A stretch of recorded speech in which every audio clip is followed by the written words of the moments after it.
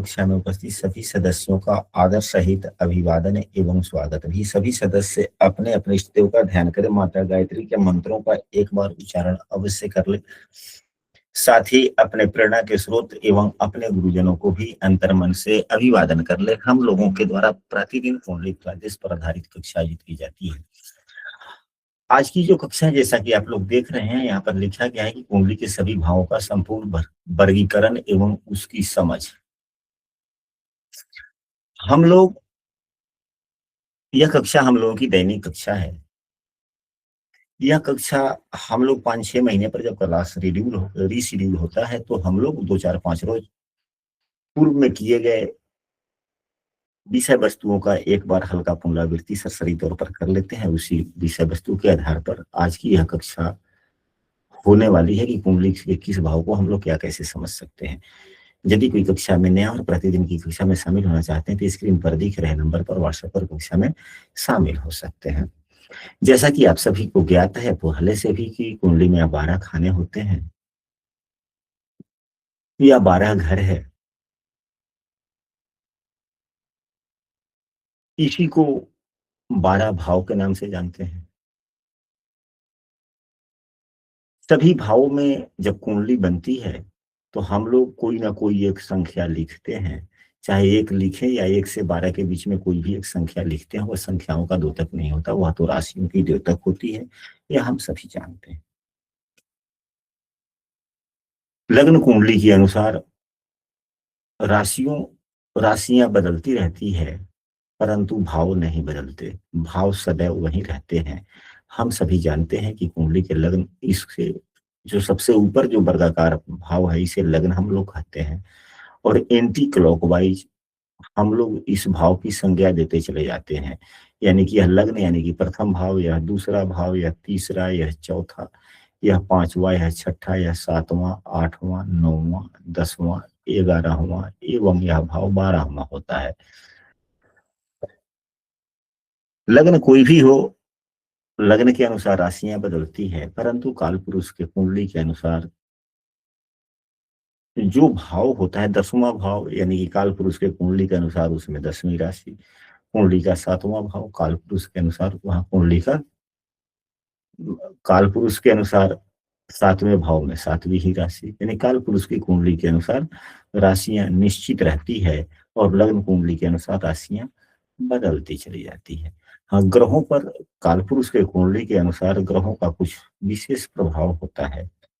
जैसे चंद्रमा 10म भाव में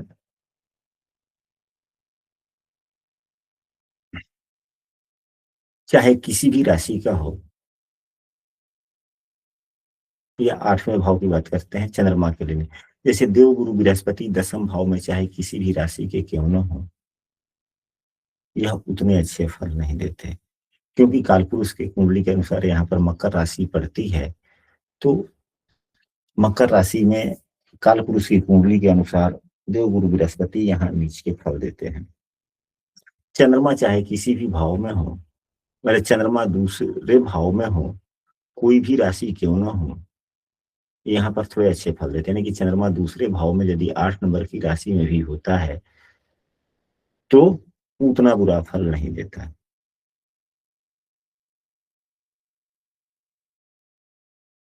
मंगल देव 10 नंबर की राशि में उच्च के होते हैं। भले मंगल देव 10 नंबर की राशि में उच्च के होते हैं, तो यहाँ पर वह किसी भी राशि में क्यों न रहे, यह थोड़े फल अच्छे ही देते हैं। अगर कर्क राशि में भी हैं, अपने नीच राशि में हो गए, फिर भी यह उतना नीच का फल नहीं देते। हालांकि केंद्र भाव में कोई भी ग्रह नीच का होता है तो उतना बुरा फल नहीं देता है। चलिए हम लोग अपने विषय वस्तु की तरफ लौटते हैं। भावों के बारे में हम लोग अध्ययन करते हैं।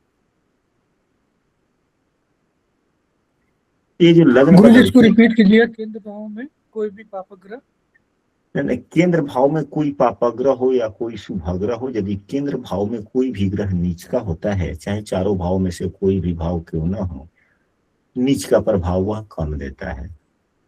यह एक सार्वभौम सत्य नियम की बातें हैं।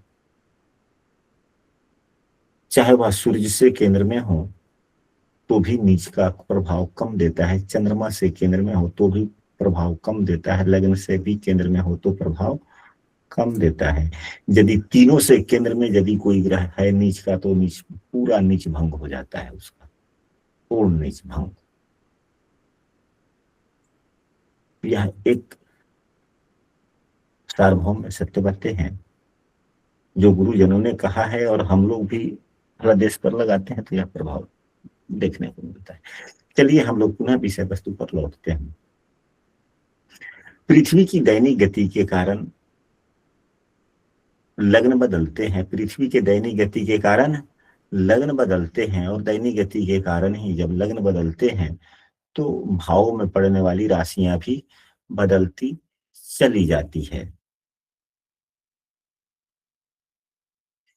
कुंडली के भाव का निर्धारण, लग्न का निर्धारण सूर्य के कारण होता है। सूर्य की स्थिति के कारण लग्न बदलते चले जाते हैं, यानी कि पृथ्वी की गति एवं सूर्य की स्थिति के समन्वय को देखकर लग्न का निर्धारण होता है, और उसके अनुसार से राशियां बदलती चली जाती है। अब हम लोग, जैसे कि यहाँ पर लिखा गया है कि भाव का वर्गीकरण, तो सबसे पहले हम लोग भाव का वर्गीकरण कर लेते हैं। भाव के कई प्रकार से वर्गीकरण किए गए हैं। जो यह लग्न भाव है यह अपने आप में महान है, यह एक अपना अकेला है। यह क्या है? तो यह त्रिकोण एवं केंद्र दोनों में इसकी गणना की जाती है।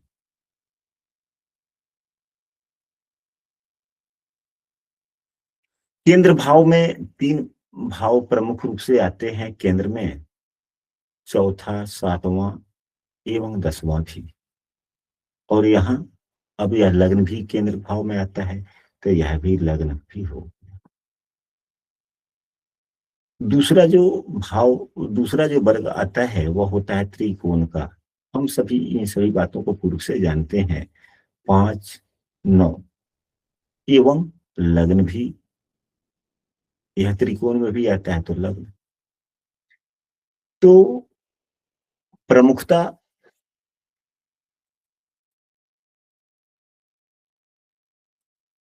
केंद्र की बढ़ जाती है, क्योंकि कर्तव्यशीलता केंद्र से ही मिलते हैं। अधिकांशतः तो सभी दायित्वों का निर्वहन केंद्र से ही होता है। दायित्वों का निर्वहन कहाँ से होता है? केंद्र से होता है। घरेलू दायित्व, नौकरी से संबंधित दायित्व, प्रमुख रूप से तो यही दोनों दायित्व है। और बाद बाकी सभी भाव जो होते हैं इन दायित्वों को निर्वहन करने में सहयोगी हो जाते हैं। और दायित्वों का निर्वहन कौन करता है? तो लग्न करता है। तो लग्न का मुख्य रूप से गणना केंद्र में कर लिया जाता है। तो त्रिकोण में ही सिर्फ हम लोग 5वें और 9वें को कहते हैं, लेकिन वास्तव में 5, 9 एवं लग्न, इन तीनों को मिलाकर त्रिकोण बनता है।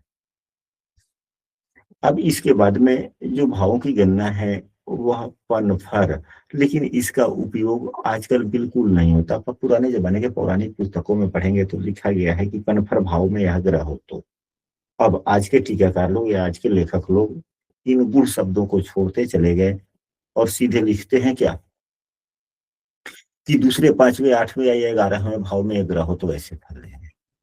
एक शब्द के बजाय 4 शब्द लिख देते हैं। पुराने जमाने में संस्कृत के श्लोक में पनफर शब्द अधिकांशतः बार उपयोग में आया है, और उसके टीका में लिखा गया है कि दूसरा, 5वां, 8वां, 11वां। तो आजकल के जमाने में हम लोग तो अब संस्कृत बहुत कम ही व्यक्ति पढ़ते हैं, भाषा ही ज्यादा, मतलब कि टीका ही पढ़ते हैं। ये अधिकांशतः पुस्तकें अब आज के जमाने में कोई भी पुस्तक संस्कृत में लिखा हुआ मिलता है कि संस्कृत भी हो हिंदी भी हो, ऐसा कोई पुस्तक अब नए जमाने में मिलने लगा। हाँ जी, कम नहीं के मिलता तो बराबर। मिलता तो है, कम मिलता है, बहुत कम। मिलता है। यदि वह मिलता भी है तो पुराने जमाने की पुस्तक है ना, वो जी उसको जी जी रिप्रिंट किया गया है। जी। यानी कि आज के नए जमाने के लेखक लोग जो लिखते हो नहीं है। और नहीं। अच्छा, तो ये हुआ पनफर भाव। आपोक्लिम। आपोक्लिम भाव कौन है? तो पनफर भाव, केंद्र से अगले भाव को पनफर कहते हैं और केंद्र से पिछले भाव को आपोक्लिम कहते हैं। तो केंद्र से पिछला भाव कौन सा हो गया? तीसरा, छठा, नौवां एवं 12वां। 11वां भाव तो केंद्र से अगला भाव हो गया ना। केंद्र भाव यह है तो केंद्र भाव से अगला यह हो गया। पिछला तो जी केंद्र से यह होगा ना। जी यानी कि 3, 6, 9, 12 भाव को अपोक्लिम भाव कहा जाता है। यह तीसरा वर्गीकरण हुआ। 1, 2, 3, 4, 5वां वर्गीकरण में जो आता है वह उपचय होता है। क्या होता है? उपचय। उपचय भाव जो होते हैं ये हमें संघर्ष कराते हैं लेकिन सफलता भी देते हैं। बगैर उपचय भाव का, यानी कि बगैर संघर्ष का हमारा जीवन आगे नहीं जा सकता। तो इन भावों के कार्यों के लिए हमें संघर्ष करना ही पड़ते हैं, प्रैक्टिस करने ही पड़ते हैं, हैबिचुएटेड बनना ही पड़ता है। तो उपचय भाव में 3, 6, 10 एवं 11 भी।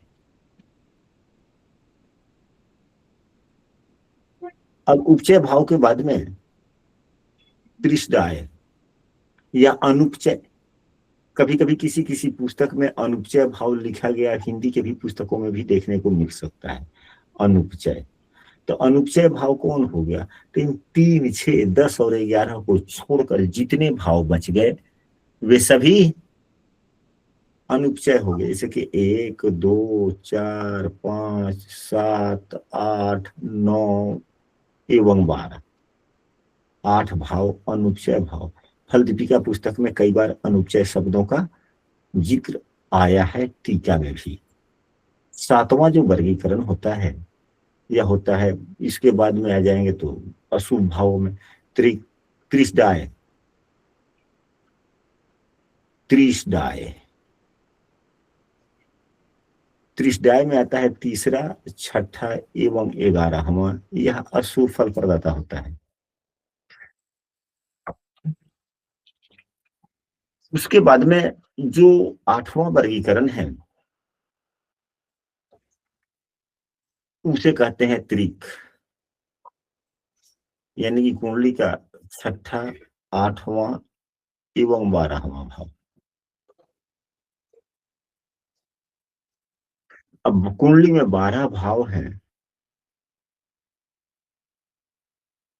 इन 12 भावों को 8 प्रकार से विभाजित किया गया है। इन भावों में हम सबों को फल के आधार पर ही इसको बांट सकते हैं। फल के आधार पर है कि शुभ फल देने वाले भाव। शुभ फल देने वाले भाव होते हैं 1, 5 एवं 9।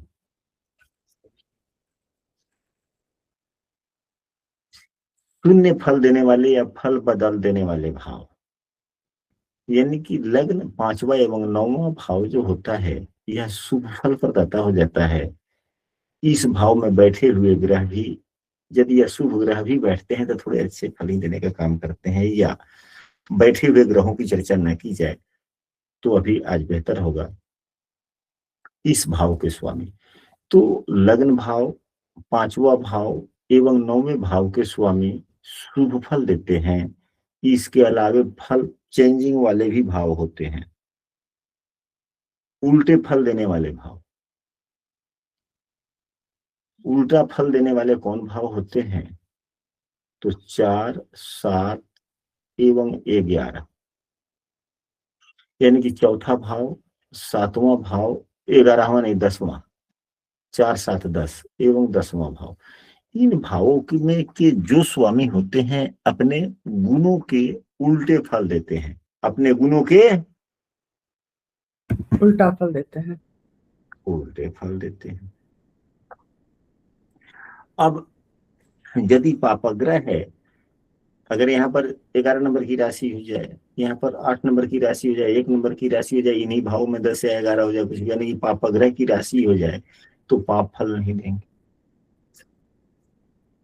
पाप फल नहीं देंगे, शुभ फल देंगे कि नहीं देंगे अलग की बात है, लेकिन कम से कम पाप फल बुरे फल नहीं देंगे। लेकिन यदि इनमें से अगर कोई शुभग्रह अगर इनके स्वामी हो जाते हैं तो वो शुभ फल देना भूल जाते हैं, यानी कि उनका काम है शुभ फल देना, तो शुभ फल देना भूल जाते हैं। बातें वास्तव की उल्टा हुआ या नहीं हुआ? जी ये गुरुजी। उल्टा। तो अब 4 7 10 पढ़ ही लिए, एक पढ़ लिए, यह भी पढ़ लिए, 5 भी पढ़ लिया हम लोगों ने। अच्छा 10वां भी हो गई, यह भी हो गया, यह भी हो गया, यह भी हो गया, यह भी हो गया, यह भी हो गया, इसमें कोई नहीं, इसमें यह हो गया। अब कौन कौन से भाव बच गए? तो बचा दूसरा, तीसरा, इस।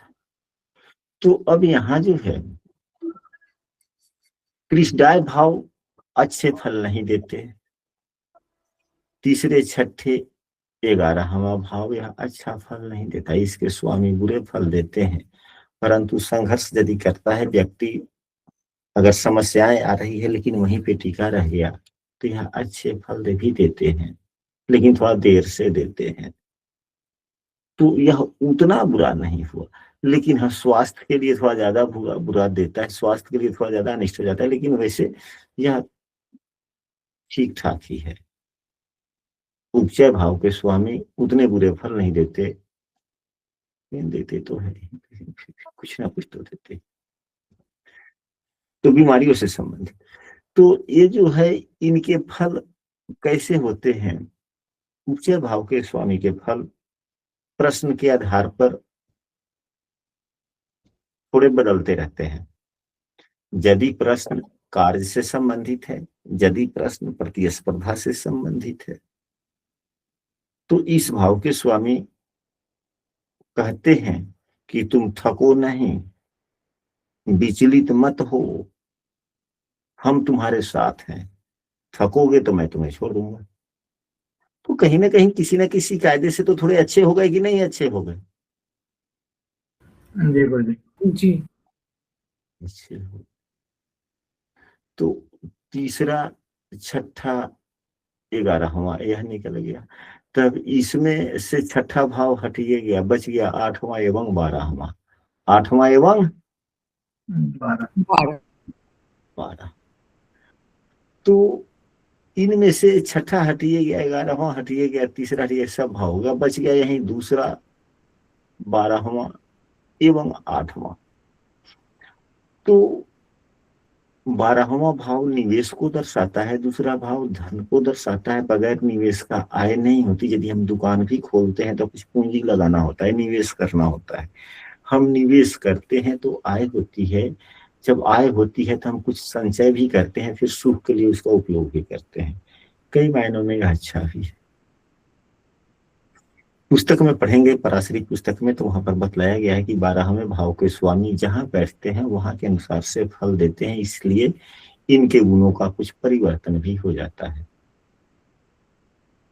दूसरे भाव के स्वामी के बारे में पुस्तकों में बताया गया कि ये सपोर्टिंग ग्रह होते हैं। क्या होते हैं? सपोर्टिंग होते हैं। पुस्तकों में वैसे कहा गया है कि तटस्थ ग्रह ना, जी तटस्थ ग्रह है।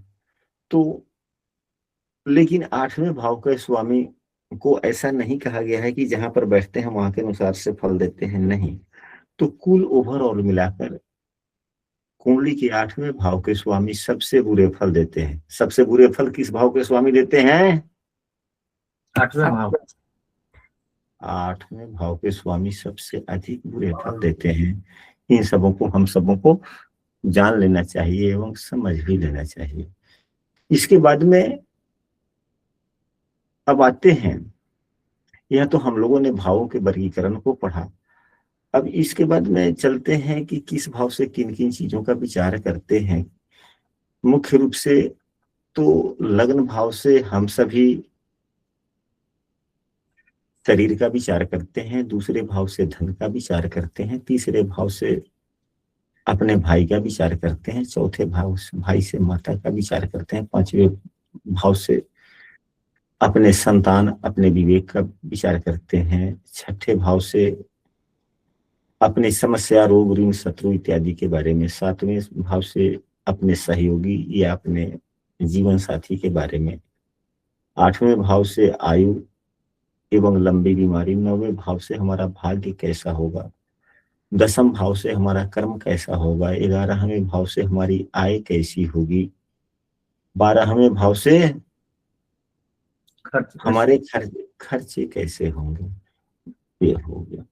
लेकिन दूसरे एवं सातवें भाव को, जैसे कि आठवें भाव से हम आयु के विचार के बारे में बोले और 12वां भाव खर्चा का हुआ, तो हर भाव के लिए यही नियम है।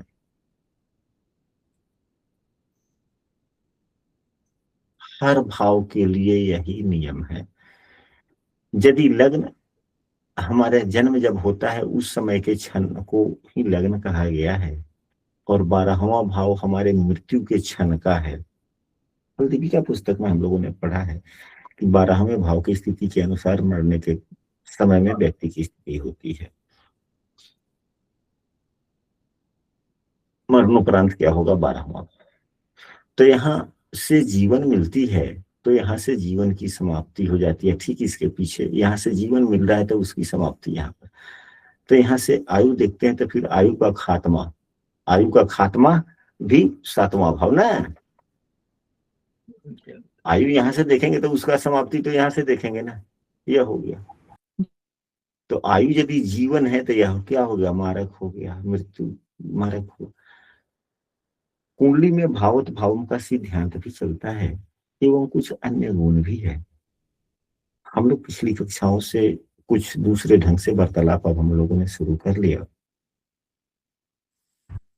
भावों के अनुसार भावत भाव लगाकर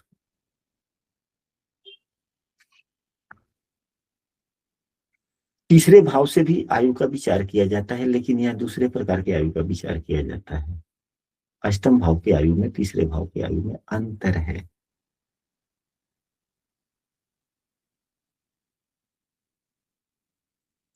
तीसरे भाव का मृत्यु यानी कि घुट घुट कर मरने वाली मृत्यु बतलाता है। यानी कि यह तो आत्मबल है, साहस है, शौर्य है। जब आत्मबल ही टूट जाए, बल ही टूट जाए, ताकत, साहस, शौर्य ही नहीं रहे, तो व्यक्ति घुट घुट कर मरता है, घुट घुट कर मरता है। यहाँ से जो मृत्यु देखते हैं हम लोग, तो एक बार सांसें रुक जाना वह देखते हैं, यानी एक ही बार चिता पर लिटाना, और यह तो बार बार चिता पर लिटाता है। दूसरा भाव बार बार चिता पर लिटाने का काम दूसरा भाव करता है। इसलिए सातवें भाव से अत्यधिक बुरा इसे कहा जाता है। इस कक्षा में जितने भी सदस्य हैं या इस कक्षा में भाग लेने वाले जितने भी सदस्य हैं, कोई नए नहीं हैं। यहाँ पर जितने भी हैं सभी आचार्यगण ही हैं।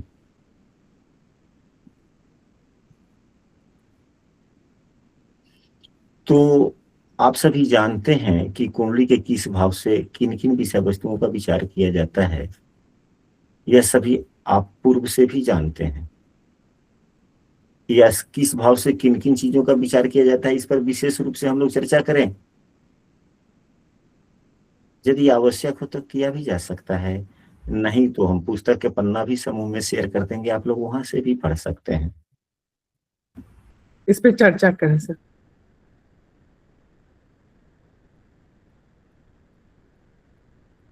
चलिए 2 मिनट में हम समाप्त करते हैं आपकी बातों का। कहने का मतलब प्रथम भाव से जो हम लोग विचार करते हैं तो शरीर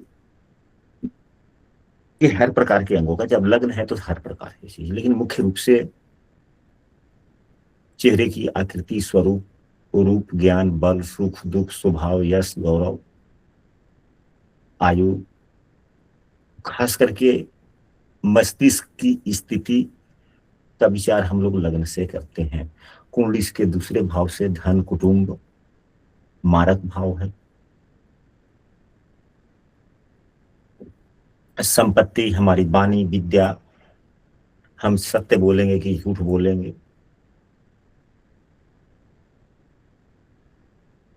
जीभ, नेत्र, नेत्र में दाहिना आंख, मुंह की सुंदरता, लेन देन हमारा कैसा होगा इत्यादि। तीसरा भाव से छोटे भाई बहन, वो भी सभी छोटे भाई बहनों का नहीं, खास छोटा। तीसरा भाव खास छोटे का है। यदि हमसे 2 छोटा भाई है तो जो सबसे छोटा है वह 5वां भाव हो जाएगा। खास छोटा छोटा भाई तीसरे भाव से उससे भी छोटा भाई, 5वें भाव से उससे भी छोटा भाई या बहन, 7वें भाव से उससे भी छोटा, 9वें भाव से। इस प्रकार नहीं कि केवल तीसरे भाव से ही सभी छोटे भाइयों का विचार कर लिया जाएगा, ऐसी बातें नहीं है।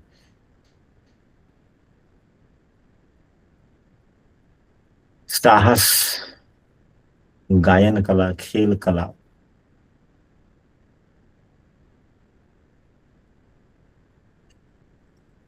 गुप्त शत्रु के बारे में तीसरा भाव, प्रत्यक्ष शत्रु के बारे में छठा भाव। हमारी महत्वाकांक्षा, आकांक्षाएं कैसी होगी, वह तो वास्तव में है 11वां भाव, परंतु सृजन यहीं से होता है क्षमताओं के अनुरूप। चौथा भाव यह सुख का भाव है, इसे मित्र भाव भी कहा जाता है। दूसरे भाव से भी विद्या का विचार किया जाता है, चौथे भाव से भी। चौथे भाव को मित्र भाव भी कहा जाता है। चौथे भाव से माता, मातृभूमि, भूमि, भवन, मकान, वाहन, लोकप्रियता, घरेलू अस्थाई संपत्ति, जिसमें पुराने जमाने में चौपाए भी हुआ करते थे, गाय, भैंस, हाथी, घोड़ा इत्यादि। तो हाथी घोड़ा के बदले में आज उसे वाहन कहते हैं। हाथी घोड़ा भी वाहन के ही काम में आते थे। हमारे अंतर्मन की स्थिति कैसी होगी, हम उदार होंगे कि छल कपटी परपंची होंगे, यह चौथा भाव। घर के अंदर में गड़ा हुआ धन, माता का धन, माता का धन तो वैसे 5वां भाव, क्योंकि माता से दूसरा ही होता है, उदारता। हमारी लोकप्रियता, चौथा भाव। 5वां भाव जो है वह विवेक का है। कुंडली का तीसरा भाव लेखन का होता है। लेकिन यदि आप पुस्तक लिखते हैं, यानी कि आप पुस्तक लिख पाएंगे कि नहीं लिख पाएंगे, लेखन कला तीसरा भाव, लेखन कला तीसरा भाव, लिखने की क्षमता तीसरा भाव। लेकिन आप लिखेंगे कि नहीं लिखेंगे, 5वां भाव। यानी कि पुस्तक के लिख पाएंगे कि नहीं लिख पाएंगे, 5वां भाव। राइटर बन, यदि राइटर बनना है तो तीसरा भाव भी मजबूत होना चाहिए एवं 5वां भाव भी अच्छा होना चाहिए। यानी तीसरा भाव ठीक ठाक है तो केवल लिखने की कला होगी, मतलब कि राइटिंग, हैंड राइटिंग आपका अच्छा होगा। तो तीसरे से तीसरा, यानी कि विवेकशीलता, ज्ञान, विद्या के साथ में तीसरा भाव का संयोग होना, यानी कि 5वां भाव। विद्या, मंत्र, तंत्र, साधन, धन लाभ भी, नौकरी छूटना टूटना, क्योंकि 10वें से 5वां है, नौकरी टूटना छूटना हो।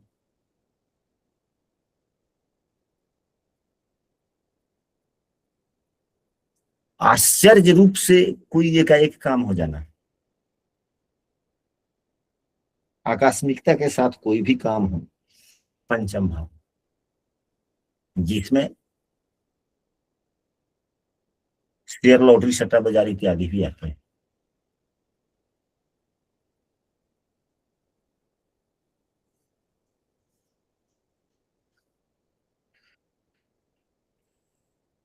छठा भाव बीमारियों का है, रोग का है, शस्त्र भय का है, शत्रु का है, कर्ज का है।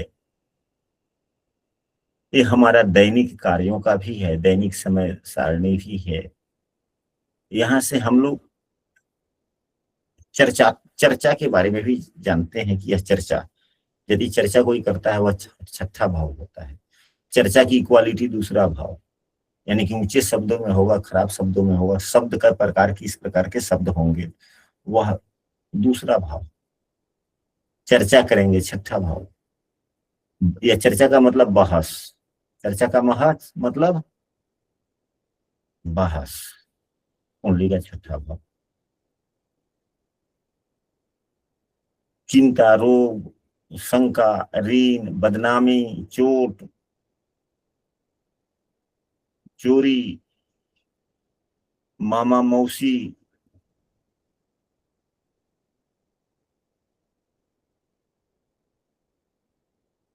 मौसी तो सौतेली माता भी, मौसी के बाद में सौतेली माता भी। तो सातवें भाव से पत्नी, तो दूसरी पत्नी नवम भाव से, उससे तीसरे भाव। यदि सौतेली माता छठे भाव से विचार किया जाता है तो दूसरी पत्नी नवम भाव से। कई गुरुजन सौतेली माता एक दूसरे की शत्रु होती है, शत्रु भाव तो छठा है, तो कभी कभी कोई व्यक्ति 12वां भाव भी बोल देते हैं। अब आप लोगों को जहां तक ज्ञान हो, सौतेली पति दूसरी पत्नी के लिए या दूसरी जीवन साथी के लिए कौन सा भाव देखा जाता है मुख्य रूप से?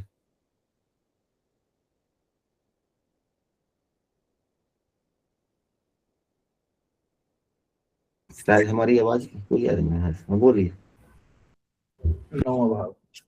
नवम भाव, चलिए ठीक है, आगे बढ़ते हैं। कुंडली के छठे सातवें भाव से पति पत्नी, पति या पत्नी, तीसरे भाव से भी छोटी मोटी यात्रा देखा जाता है, उससे थोड़ा बड़ा यात्रा सातवें भाव से, यात्रा आठवें भाव से भी देखा जाता है, नौवें भाव से भी एवं 12वें भाव से भी। 12वें भाव का यात्रा फिक्स यात्रा होता है। फिक्स का मतलब कि हम जाकर वहां के रहना चाहते हैं, लंबे लंबे दिनों तक रहना चाहते हैं, वह 12वां भाव। जाकर अपने से ज्यादा अपरिचित जगह पे जाने की बात को दूर की यात्रा कहते हैं। तो हम क्या जाकर वहां सेटल हो सकते हैं कि नहीं है, दूर जाकर, वह 12वां भाव। दूर की यात्रा 8वां भाव, क्योंकि समुद्री यात्रा के बारे में पुस्तकों में 8वां भाव ही बताया गया, तो समुद्री यात्रा भी अपरिचितों तक लेकर जाता है, विदेश तक लेकर जाता है। 7वां भाव यात्रा का भी हुआ, यह दैनिक व्यवसाय का भी है, विवाह का है, पत्नी क्या है या पति क्या है, पत्नियों की संख्या, विवाह का समय, दाम्पत्य जीवन, स्वास्थ्य, साझेदारी। छठा भाव और तीसरा भाव, ये दोनों गुप्त शत्रु का विशेषकर है। प्रत्यक्ष शत्रु 7वां भाव, प्रत्यक्ष शत्रु 7वां भाव,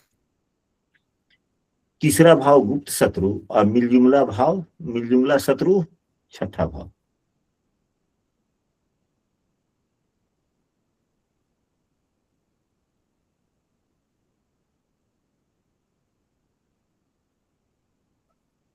आठवें भाव से आयु का विचार किया जाता है, यहां से जीवन, मृत्यु इत्यादि। 8वां भाव भी आकस्मिक धन का है, लेकिन यह पैतृक संपत्ति से संबंध रखता है, यानी कि वसीयत के माध्यम से, यानी कि किसी भी प्रकार का पहले से ही हमें उस पर किसी प्रकार का उत्तराधिकारी बना दिया गया है, और एक हमें जानकारी नहीं थी, फिर मिलने वाला है वैसे धनों को, यानी कि वसीयत के द्वारा।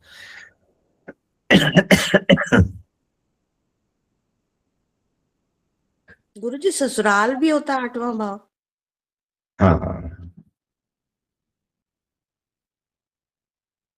ससुराल भी होता है।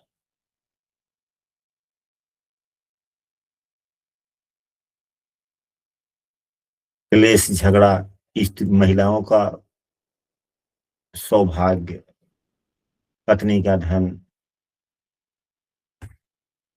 अपजस, आलस्य, मृत्यु का कारण एवं प्रकार इत्यादि।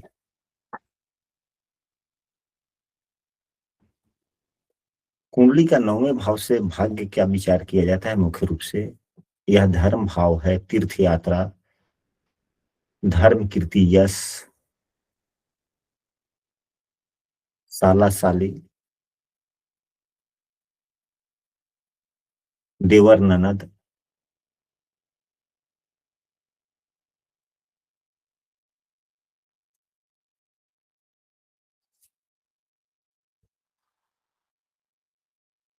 पुण्यदान, वाहन, वैभव। वाहन के लिए वैसे चौथा भाव देखा जाता है, वैभवशीलता के लिए दूसरा एवं चौथा भाव भी, लेकिन यह भाग्य भाव है। जितना ही मजबूत होता है उतना ही ठीक है, उतना ही ठीक है। भाग्योदयशील, विद्या, उच्च विद्या, शिक्षा, सदाचार, पूजा, विश्वास, समाज सेवा। हालांकि समाज की लोकप्रियता चौथा भाव, समाज सेवा की भावना 9वां भाव। समाज सेवा की बात 9वां भाव। अपने देश में ही घूम फिर कर लंबे लंबे दूर यात्रा है, यानी कि अपने परिचितों के माध्यम से, अपने परिचितों के माध्यम से दूर तक यात्रा करना 9वां भाव।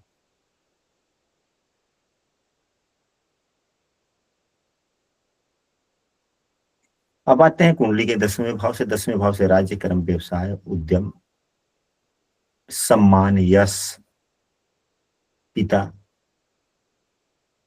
पद की प्राप्ति, यश की प्राप्ति, ऐश्वर्य, भोग, प्रभुता, अधिकार, नेतृत्व क्षमता, कीर्ति इत्यादि। 11वें भाव से आय, लाभ। जब यह संतान का भाव है 5वां, तो यह संतान की पत्नी यानी कि पुत्र वधू या दामाद। तो पहले संतान की पहली पुत्र वधू, दूसरा पुत्र वधू, अगर दूसरा खास छोटा लड़का है दूसरा पुत्र वधू लग्न नहीं हो जाएगा। तीसरा, अगर 3 नहीं लड़के हैं, लड़कियां नहीं है, तो तीसरे भाव से यानी कि सबसे छोटी पुत्र वधू के यहाँ से। इस प्रकार से भाव भाव के हिसाब से हम लोग समझ सकते हैं। 8वें भाव से हम लोगों ने ये चर्चा नहीं किया, यहाँ से अनुसंधान भी कहते हैं, नई सोच इत्यादि। धीरे धीरे तो रोज हम लोग फलादेश करते ही रहते हैं, भावों से संबंधित चर्चाएं होती रहती है, हम सब समझ सकते हैं। 9वें भाव से जहां हम लोगों ने 10वें का तो पढ़ लिया, 11वां भाव लाभ का भाव है। यहाँ से पुत्र वधू, बड़े भाई का भी विचार यहाँ से किया जाता है, अपनी इच्छाओं की बात की जाती है।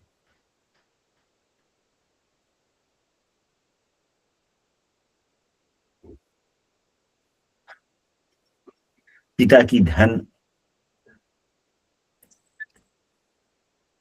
यानी कि पिता का भाव 10वां है, तो इससे अगला भाव पिता का धन हो गया। यह माता भाव से 8वां है, तो माता की मृत्यु का विचार यहाँ से कर सकते हैं। 12वां भाव जो है यह व्यय का है, खर्चे का है, मोक्ष भाव इसे कहा जाता है।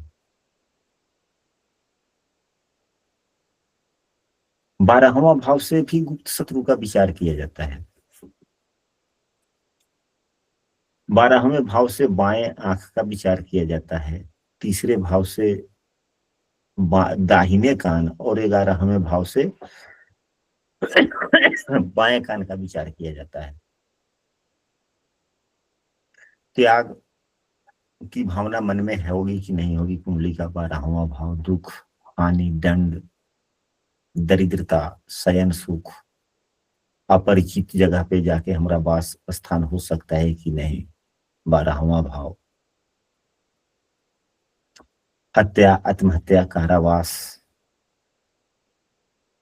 अपमान, सजा, अलगाव इत्यादि, इन सभी चीजों को 12वां भाव। बीमारियों के लिए बात की जाए तो शरीर के जिस अंगों का विचार जिस भाव से किया जाता है उससे संबंधित उस भाव से भी उन अंगों का विचार किया जाता है। उदाहरण स्वरूप कुंडली के दूसरे भाव से या 12वें भाव से शरीर के जिन जिन अंगों का विचार किया जाता है उनसे संबंधित बीमारियां देखी जाती है। जैसे कि यहाँ दूसरे भाव से आंख खराब हो जाना, 12वें भाव से भी, तीसरे भाव से कान गला, चौथे भाव से हृदय फेफड़ा दिल की बातें, पंचम भाव से पेट गर्भाशय इत्यादि, छठे भाव से पाचन तंत्र से संबंधित, कुंडली के 7वें भाव से शरीर के आंतरिक जननांगों की बात, इससे संबंधित बीमारियां समस्याएं, कुंडली के 8वें भाव से जनेंद्रिय संबंधित बाहरी भागों के बीमारियां। इस प्रकार से शरीर के जिन अंगों का विचार जिस भाव से किया जाता है, उस भाव से संबंधित उसी अंगों की बीमारियों की बातचीत की जाती है। तो यह तो हुआ सरसरी तौर पर कुंडली के किस भाव से क्या क्या हम लोग समझ सकते हैं, नहीं समझ सकते। अब हम लोग चलते हैं सभी भावों के कारक ग्रह पर पढ़ने का प्रयास करते हैं। जैसे लग्न के कारक सूर्य देव होते हैं, सूर्य एवं चंद्रमा दोनों ही लग्न के कारक होते हैं। सूर्य से स्वास्थ्य, आयु इत्यादि, चंद्रमा से शरीर का विचार किया जाता है।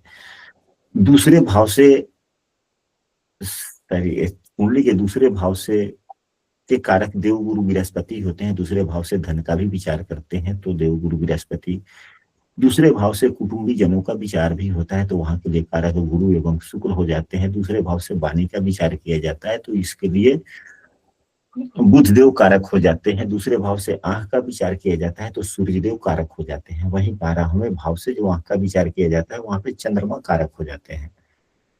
तीसरे भाव के कारक मंगल देव होते हैं। जहां साहस, पराक्रम, शौर्य की बात होती है तो मंगल देव कारक होते हैं। छोटे भाई बहनों की बात होती है तो मंगल देव कारक होते हैं।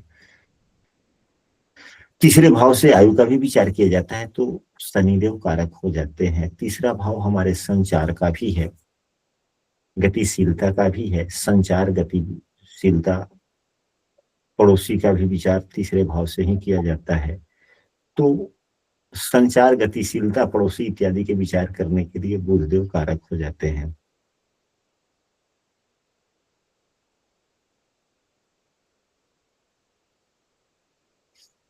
कुंडली के चौथे भाव से माता का विचार, मन का विचार, भावना का विचार किया जाता है। ज्ञान, शिक्षा का विचार किया जाता है तो माता, मन, भावना का विचार करने के लिए चंद्रमा कारक होते हैं। बुधदेव ज्ञान, शिक्षा, विद्या के कारक हो जाते हैं। चौथे भाव से भूमि का विचार किया जाता है तो शनिदेव कारक होते हैं। चौथे भाव से मकान का विचार किया जाता है तो मंगल देव कारक होते हैं। चौथे भाव से ही लोकप्रियता का विचार किया जाता है तो शनिदेव कारक होते हैं। कहने का मतलब यह है कि हम सबों को ग्रहों के गुण धर्मों के बारे में जब जानकारी हो जाएगी तो अपने आप किस भाव के कौन से कारक ग्रह बनते हैं स्पष्ट होता चला जाएगा। कहने का मतलब है कि जिस ग्रह के अधीन में जिन विषय वस्तुओं का विचार होता है वह उस विषय वस्तु के कारक होते हैं। हम जिस भाव से उन विषय वस्तुओं को देखते हैं उस भाव के वो कारक हो जाते हैं। कुंडली के 5वां भाव से विवेकशीलता का विचार करते हैं, संतान का विचार करते हैं। कुंडली के 5वें भाव से यानी कि पंचम भाव से संतान का भी विचार करते हैं, ज्ञान का भी विचार करते हैं, इष्ट देव की विचार करते हैं। शिक्षा हमारा किस प्रकार का होगा, मैट्रिकुलेशन तक इसका विचार करते हैं तो कारक देव गुरु बृहस्पति हो जाते हैं। लेकिन आजीवन के लिए जो बुद्धिमता का विचार करते हैं वह भी पंचम भाव से करते हैं तो उसके कारक, बुद्धिमता के कारक बुध देव हो जाते हैं। शेयर, लॉटरी, आकस्मिक धन लाभ इत्यादि का जो विचार हम लोग करते हैं पंचम भाव से, इसके कारक बुध देव हो जाते हैं। कुंडली के 6ठा भाव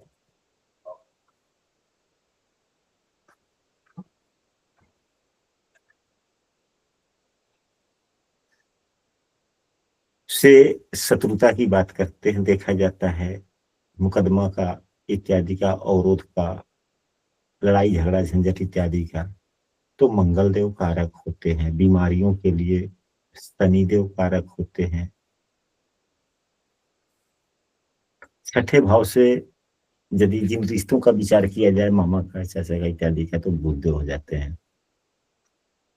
इसी प्रकार अलग अलग भावों से अलग अलग ग्रहों का विचार किया जाता है। यदि सातवें भाव को लिया जाए कि सातवें भाव के कारक ग्रह, तो महिलाओं के लिए देव गुरु बृहस्पति, पुरुषों के लिए शुक्र देव और दोनों के लिए मंगल देव।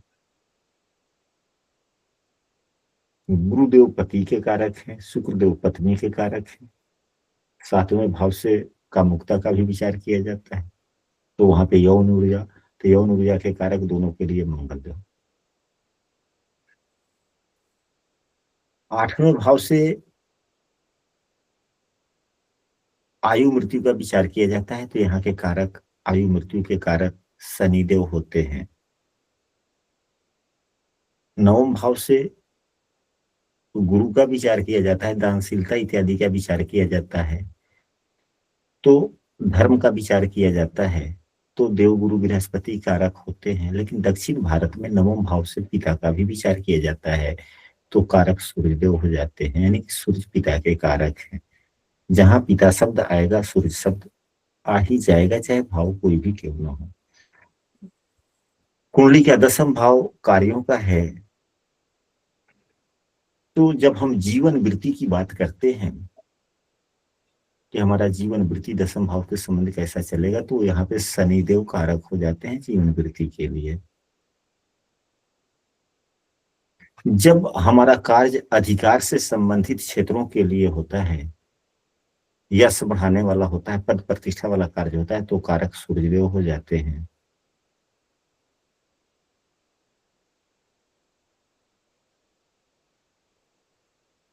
हमारे कार्यों के लिए संचार किस प्रकार का होगा, कुशलता कैसी होगी, नहीं कि सौभाग्य कार्यों का मजबूती के लिए, ज्ञान के लिए कि हम कार्य में हमारा ज्ञान का उपयोग हो पाएगा कि नहीं हो पाएगा, उतना ज्ञान है कि नहीं, तो फिर बुध गुरु, यानी कि 4 ग्रह कारक हो जाते हैं। 11वां भाव बड़े भाई का है, आय का है, तो कारक देवगुरु बृहस्पति होते हैं अकेले। कुंडली का 12वां भाव से मोक्ष देखा जाता है,